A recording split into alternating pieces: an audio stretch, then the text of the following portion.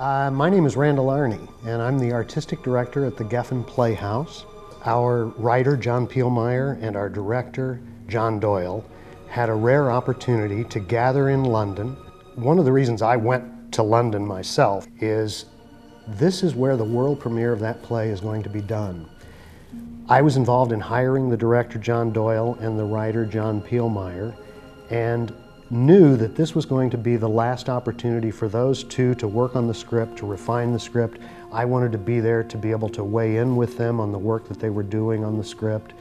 And when they broke up from that workshop, the next time they would be gathering would be next spring here at the Geffen. So many of us think we know what The Exorcist is, and yet it's amazing to me when you go back to the source material, which is what our playwright did, go back and read that novel, how very different in many ways the story, The Exorcist, is from what we think our preconceived notions are. And it's been really exciting to talk to John Doyle, the director, about it. And one of the things John said is, I can scare you much more with your own imagination than I can with any number of stage tricks. When you return to the source material, William Peter Blatty's novel, it is ultimately an amazingly complex story, a psychological story. And it's about faith, and it's about the loss of faith, and it's about love, it's about redemption.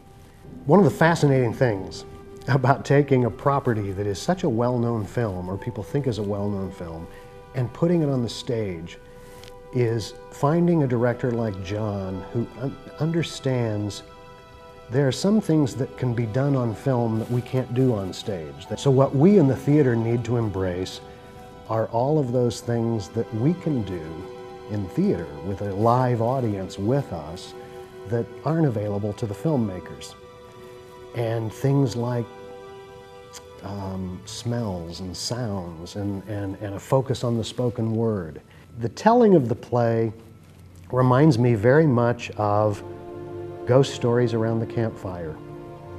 The play is very literate, and it is it's this amazing story. And if you remember ever sitting around a campfire, leaning in as we listen to Once Upon a Time, and starting to tell a story that oftentimes what's playing in our imagination is much more frightening to us than anything that's happening in the story. And while we're listening to the story, we can only imagine outside of the firelight what those shadows are and what's dancing out there. And we go through this story, we get the scare of our lives, and somehow at the end of that, we are all redeemed. So as we get more pieces of this puzzle put together as we approach our rehearsals next summer, look to this spot and we will update you with exciting developments between now and then.